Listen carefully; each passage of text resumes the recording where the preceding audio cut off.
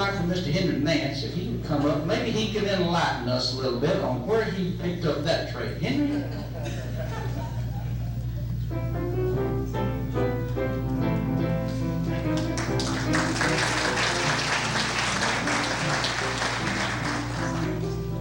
Thank you very much. First, let me thank you for inviting me here because I certainly have enjoyed it.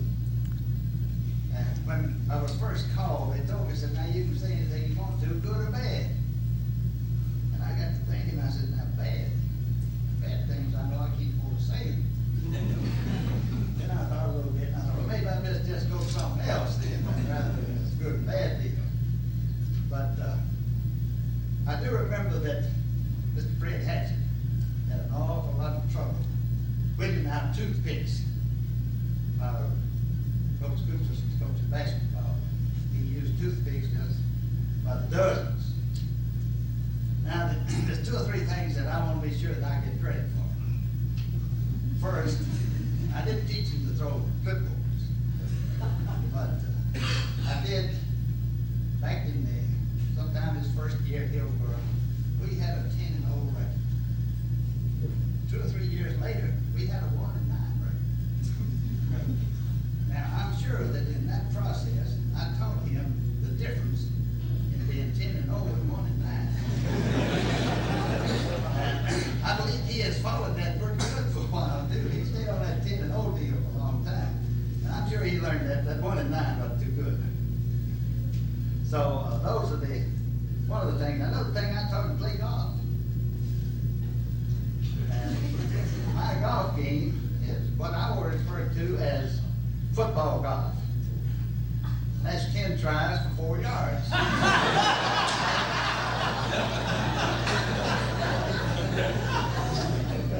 They played that type of golf because they learned to me. But there's one great shot that he made for golf that I'll never forget. That was on the 6th hole at the Cookville Country Club at a coaching clinic. We teed off on number 6. We rolled that ball down that fairway a good 10, 15 yards. Then Nick pulled out that 3-wood. He lined up on that golf ball. He looked around, he swung. That ball went 225 or 230 yards. Number 6 hole, and people who played there was a little dogleg left. Now Nick sliced the ball to the right. It went in the hole. But that hole was a 30 by 60 swimming pool full of people. Now he guided that shot so it didn't hit a soul. And I thought, sure, being a Greek, he'd go get that ball. He never did. He never went after that golf ball. And I don't believe he's ever played golf since. Now, those are 2 things that I taught him. I taught him pretty good, too. So, but another thing, you're talking about determination, fire, and so on like that. I'll never forget a football game we was playing at West End, playing Father Ryan. Long at close to the end of the ball game, we were winning 6-0. And all at once the game was over, and a fight started out on the field. John Younger and Nick were ahead of me. They rushed out on the field to keep the rest of our players on the sideline. I rushed out on the field to get my quarterback, which weighs about 115 pounds. I didn't want him to get hurt. So I go out to get him, and I come back. Nick's having some problems. A couple of policemen ran up to him and said, listen, you quit fighting. He said, I'm not fighting. He said, yes, you are. We can see you're fighting. He said, I'm not fighting. If I was, it'd be more of these people on the ground than down there. And I thought he was going to carry him to jail. But that's the determination he showed, and I enjoyed having him with me during that time. A few years he was there with me. And congratulated very much on the success he's had at Overton, and it couldn't happen to better people. Thank you very much.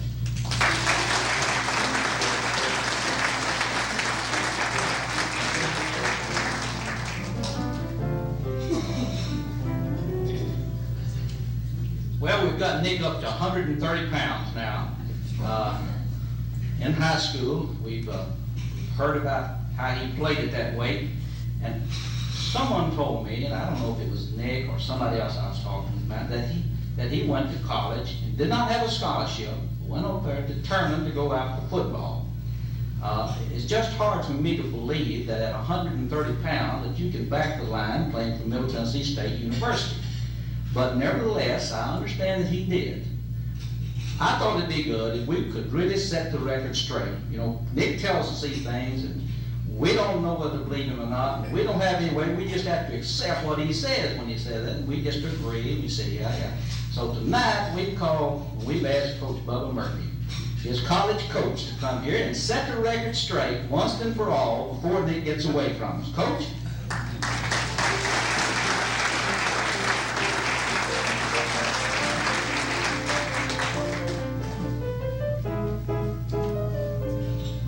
Bill, he didn't have a scholarship, but I got him a job in the cafeteria. And he worked. First, I talked to Miss Neat, she ran the cafeteria, and I said, this little boy weighs 135, 140 pounds, and Ed Hesse and Bill Jones, Hale, have told me that he can play. And I'd like to get him a job where he gains some weight. So Miss Neat said, well, I'll give him a job, and I said, give him one that he's neat, eat a lot. That looked like he'd been eating very much. She said, well, I'll put him carrying the food out to the line. So Nick had to carry the food, and we had 2 lines you go down, sort of like Morrison's. So Nick, after about a week, Miss Neese called me up and said, Coach Murphy, we're going to have to take that boy off of that job. I said, what's the trouble, Miss Neese? She said, he's eating more than he's carrying out. I said, well, could you give him some other kind of a job over there? He needs to eat something. Well, I put him in a job in the dish room, carrying the trays out to the line. And said all he has to do is wash the trays and carry them out to the line for the student to use. She called me in about a week and said, now, Coach, we've got 2 boys having the trays. One of them's a big tackle, weighs 185, 190. Boys didn't weigh very much in those days. Said, Nick doesn't weigh that much, and he can't lift but 5 trays. He said, this is football. The football player can take 20 and 30 out there, and Nick runs back and forth. And I said, Miss Neese, we got to keep him on, put him doing something else. But she couldn't find anything he could lift, and he'd eat the food up, so she probably put him washing dishes after that. But that was his scholarship, just like a lot of them. We didn't have, colleges then, didn't have many scholarships, you just got them jobs. And that was his job, and he did a real good job. When Ed and Mr. Jones, Hale, recommended Nick, I came down and watched him play a ball game. He wasn't tall, but he would hit you. So we got him and invited him up there to camp. And I remember, I believe he weighed over 135, Bill. I'd say 145, about 5'8". And looked bigger than, I don't know, I looked pretty big over there. His legs always did swell up in the fall.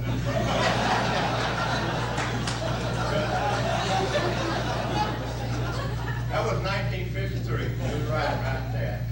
And I got him up there, and I told Nick, I said, Nick, we run a mile on the first day, practice. That's the first thing we do, we run a mile. I said, you run and practice after that. So he practiced up, and he was second from the end. We had a boy that was 195-pound guard, was the last, and Nick was next to last. Nick ran a cool 9-minute mile. But he's so short-legged, he would stretch those little legs out, but he just wouldn't move. But anyway, after running the mile, we let him go down and take a shower. And Hale and you and Graves here, remember the old dressing room and the shower room? The ceiling's about as high as this ceiling right here. And I walked by the shower room where the football players were showering, and Nick was standing up on a stool about this high. And the difference he's standing on that stool for. I didn't say anything to him, but it came back later on, and he was putting on his clothes. I said, Nick, explain something to me. What in the world are you on that stool for? He said, Coach, that ceiling is so high, and I like hot showers. If I don't stand down that ceiling, on that stool, that water gets cold before it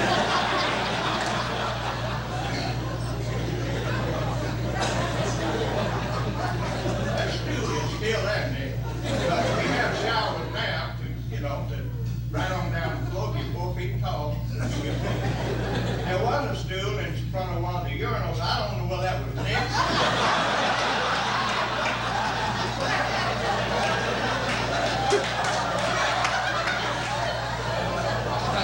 Nick always claimed that was Lester Rice. Lester was about an inch taller than Nick is. But anyway, Nick played it 4 years, and you know, all you seniors back here, you've been lifting weights a long time, but when I was coaching in 53 and 54, the coaches didn't believe in weights. They thought it muscle mass. We wouldn't have to worry about Nick, he doesn't have his muscle. But anyway, in 55, I went to a coaching class at school, and Tommy might remember this. They started using weights about 54 and 55. I went to hear Wally Butler from Georgia, and he was sold on lifting weights, which I didn't believe in. I was taught to make you muscle man. So after his third season there, I went to this coaching clinic, and Coach Butts told me, he said, you get those boys on weights. Said, just buy them some weights, put them in the room, teach them how to do it. I said, well, I don't even know how to do it myself. So he gave me some instructions, and I put our line coach Joe Black Hayes in charge of the weights. So Coach Butts said, don't buy a weight less than 25 pounds. Buy them 25 pounds and above, and that'll do the boys more good. So about the third day, when Coach Hayes came in and said, we got a problem. I said, what is it, Joe? He said, Nick can't lift a 25 pound. I said, what is he doing? He said, he's lifting the bar that holds him. So I said, well, we got to do something about that. I talked to the woman in charge of women's PE, and they have a little weight program too, but they use 5 and 10 pound weights. So I explained Nick's problem, Lester Rice. She said, well, I'll give you a 5 pound weight and 10 pound weight. That Nick lift that if you can. We called Nick in and handed those two weights, 5 and 10 pound weights, and just told him to work with those weights. Take them to the room tonight if you want to. And he did. He worked real hard, and he got a weight to lift that. I said, start on the 5 first, then work to the 10. So he got a weight to lift that 10 pound weight. It really helped him. That was right after his junior year. So Joe Black Hayes, I said, tell Nick when he goes home, let him borrow those 2 weights and give him another 5 pounds. Make him have 20 pounds to take home with him. So we had all the boys, we wrote them letters, and just told them what to do during the summer. We told Nick, said, Nick, you've got to beat 9 minutes in the mile. Work on your mile, work on your weights, develop your arms and all of that. And come back ready to play. Because we got a senior team next year, and I believe we'll do all right if you can back up that line along with Don Plunk, I believe was the other one. And so he went home, and about 2 weeks before camp started, which is we started on September 1st then. We've been writing them, they've been writing us, telling us what to do. And I got a letter from Nick, and it had 3 pictures in there, colored pictures, in his shorts. And I was in some gym working out. He was flexing his muscles. Boy, I tell you, he looked good. He looked like he gained a little weight up here, and he was strong as flexing his leg muscles. And he wrote me this letter, said, Coach, we have been working out, all the boys down here in Nashville. We had 13 boys from Nashville on that, the 56 team. And so we're ready to go. I've been practicing on my mile run. I get it down to 8.5 minutes now. So he said, be sure you show Coach Jones this letter, show my pictures, because he's been getting on me. Coach Jones was coach up there then. Been getting on me about my weight and not being as strong as I am. So I showed Bill those pictures. Then he had down the bottom, P.S. I can now bench press 20 pounds. He was really getting strong. But anyway, you talk about Coach Jones. He was one of the straightest guys I believe I ever saw. And Nick knew him when he came up there. And I don't know whether him, were you there then? I don't know whether you were there or not. This guy, the youngster, wasn't there. But Jerry Kemp, he's back there. He was a senior at the same time Nick was. And they roomed together. And they were a bunch of 2 characters, I'll guarantee you. They're both up in Nashville, one from Little, one from Hillsborough. So I had a nephew in the dormitory. Didn't anybody know he was my nephew. He was on the football team. He didn't want anybody to know that he was my nephew, and I didn't want anybody to know he was my nephew either. But you have to help out your kin. So what this guy over here doing next, they were on the third floor, and they'd fire a firecracker. And then they would lay money on how long it would take Bill Jones to get up to the third floor. They had quarters all around this thing, and he did it the whole fall, and I knew Bill, if he had just quit going up there when it shoot the firecracker off, he'd quit doing it. My nephew told me, he said, they like Bill Jones, but they know that he can get up those steps, he's getting faster every time they shoot firecracker, and they're betting money on it. Run up those steps and then quit doing it. So I told Bill, they never did find a firecracker. Well, just like I said, I wish I'd have gotten a smaller weights at first, Nick, but I didn't do it. In closing, I'd like to say that 56 team, which is Nick's senior year, I think is probably my favorite team. Mainly, I guess, because 12, 13 of them are Nashville boys, and we'd been in the OVC about 3 years and hadn't done very well, and that year we won it. We didn't win any 14 games like y'all did last year. We won 7 and lost 2, and that was our first OVC championship. And let's see, we went to a bowl game that year, we got trimmed, and we nearly beat Vanderbilt. Tommy might have remembered this. We played Vanderbilt and had Field King, and we scored the first touchdown, missed extra points, and they scored, had a 7-6, and we scored, had a 13-7. And then Field King, we kicked to him, and he got the ball on the 2-yard line, ran 98 yards for a touchdown. But we were about to score again and then fumble, but later on in the fourth quarter, our center sent the ball over our punter's head, and it ended up on the 5-yard line. And just as they were lining up, they were going to give the ball to Field King. Everybody knew that. Well, Nicky jumped up out there and just really to a tackle, started hollering. I didn't know what they were doing. While they just stand up hollering, they handed the ball to Field, and he ran across the goal line for a touchdown. They ended up beating us 23-13. And just as they scored the touchdown, Nicky run over after me and said, "Coach, we don't have 10 men on the field." And I said, "Who's missing?" He said, "The linebacker." I said, "You're the linebacker, so we got 2, and he's not out there." And I looked over at Don Plunk, the one that centered the ball, got hit in the head and knocked out, and he was sitting down. I said, "Nick, why did you tackle man?" He said, "He ran over Don's spot."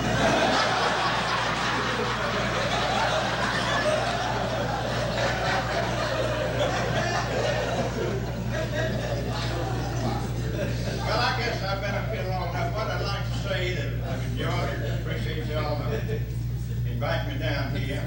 But you've seen the boys out there. I don't care where you go to school, you won't find a person as easy to work with and get along with as Nick Cooper. Thanks again. Thank you, Coach. Now, you seniors, you can tell the juniors next year, never mind the 5-minute mile that we have at Overton. We're now moving up to 8.5. For the past 14 years, the Nashville Banner and the Nashville Tennessean have been exceptionally nice, I think, to Nick and to John Overton High School and their coverage of our sports program. One of Nick's traits, I think, has been, you've seen him on the sports, you know, he will be so slow in answering their questions that he will think every word before he says the next one. He will not give them an opportunity to clip something out of the paper and post it on their bulletin board the next day so they can, the opposing team can use it. Now, we know that Pam isn't here this evening, was unable to attend. We have invited Sydney from the Tennessee and Pam from the Banner. And we knew that these two people have a hard time of really getting the true Nick Cooper story. So we thought we'd invite them here this evening, and they could really hear all this. And then tomorrow, if they want to run a nice headline and tell the true story about Nick Cooper, they got all the soap that they need to do that. So Sydney, since you're here, we would like to invite you to come up and Some of your cohorts before you are not with us this evening, but you're here to represent the Tennessean, and we're going to give you this opportunity. Sydney?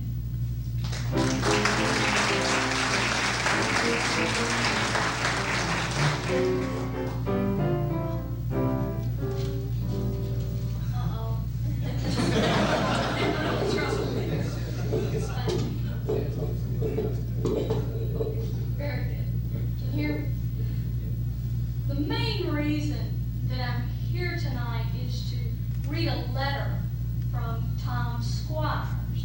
Now, Tommy Squires covered the preps for a very 10, 12 years, I guess, and covered Coach Kuchers far longer than either Pam or I did. But you seniors are mine because you all have weathered the great feminist movement in football here in Nashville. So of course I'm very proud of you, and I do want to mention the fact that the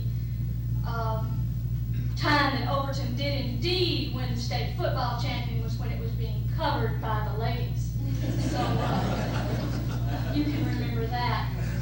I have a great deal of good feelings tonight and hearing all these stories, which of course I'm going to immediately run and scribble down. I've got a tape recorder hidden someplace on my body, and you'll get to read it all in the morning. No, Coach Kuchers should never speak to me again.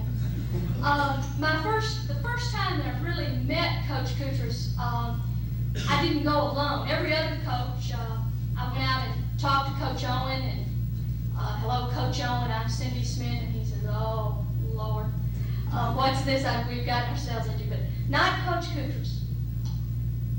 I said in the office, well, I'm going to go out to Overton today. Jimmy Davey, who covers Vanderbilt and for years covered the preps, clutched his heart and says, oh no, you can't go out there by yourself. He'll never talk to you.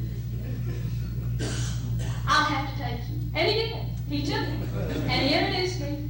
And you could see him standing over there saying, be easy with her. She's a rookie.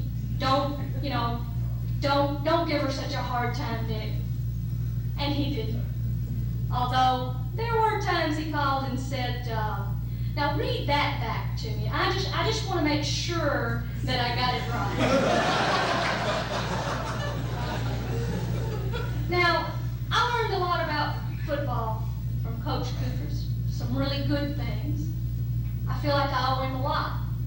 And I tell everybody that I learned a lot about football from Nick Kuchers. So I guess that's why every week during football season, Wes Elrod calls me and tells me I don't know anything about football.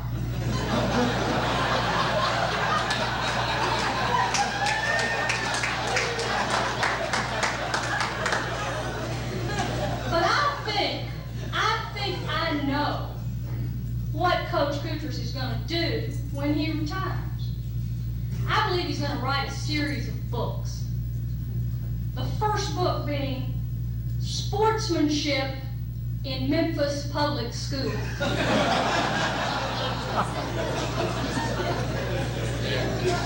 The sequel to this will be Why a Nuclear Reactor Should Be Built in the Town of Gallatin. And the third will be Coaching Tips for Dealing with an Eccentric but Talented Place Kicker.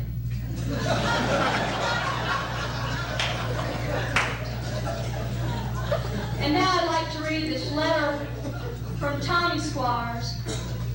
Those of you who don't know the somewhat caustic Mr. Squires will maybe not appreciate some of the comments as much as the other ones of us who have felt the sting of the Squires' wit. I will try to do him justice. Dear Nick, sorry I couldn't be there for the roast, but I never liked Greek food anyway.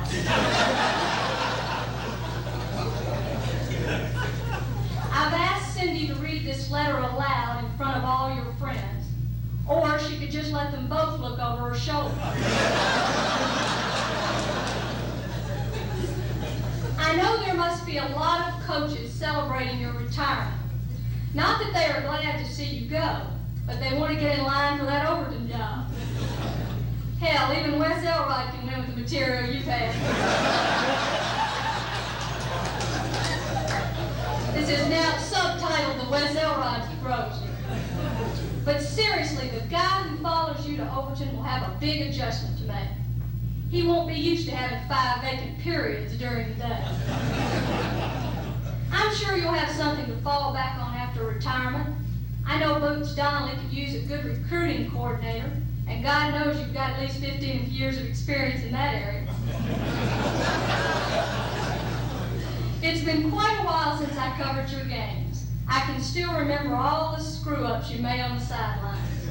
Remember the time you called the wrong play against NBA? That doesn't sound too bad, except for the fact that the team only knew 2 plays. But there were some big moments in your career. Remember when you threw your first pass in 1971 against Ryan? And what about that first pass completion against Hillsborough 3 years later? And I'll never forget that reverse in 1977, the year you went wide open. It went for a 6-yard gain and even woke up Mr. Stanfield in the press box. But I have to admit you were good copy for the press. I used to use your quotes to put my little boy to sleep at night. They were just about as lively as your offense. Well, I guess I better wrap it up. I know others are anxious to get at your hair, and there's very little of that to get at. So good, so long, God bless. The game will miss you, so will I. And that goes for me too. Thank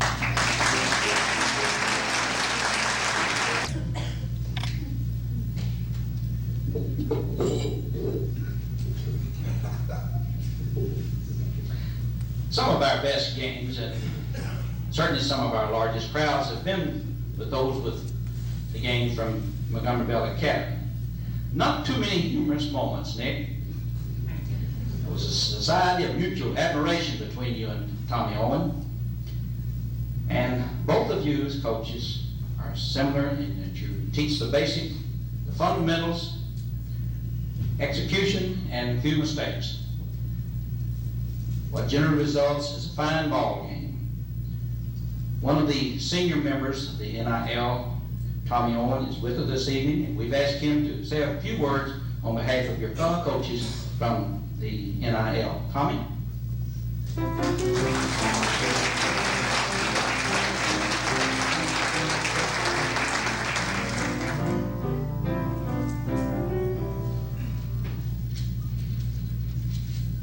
Mr. Stanfield, and Nick, Alabama. It's great to be here, and on behalf of all the NIL coaches, Nell and I certainly appreciate being invited tonight, having the opportunity to visit with you and all your friends and a lot of faces that I see out here that I've known in the past. First time I've seen Hale and Henry in a while, and Mr. Cone, and it's a joy to see all those people again. I'd like to say that the coaching profession is going to be greatly missing, I think, with your leaving. And I can certainly share maybe some of the feelings about your retirement at this point, particularly after this 2-8 season we've just suffered through. And we had one of those back in 1969. It wasn't any fun then. It wasn't any fun this year either. And I didn't appreciate your contribution to that either.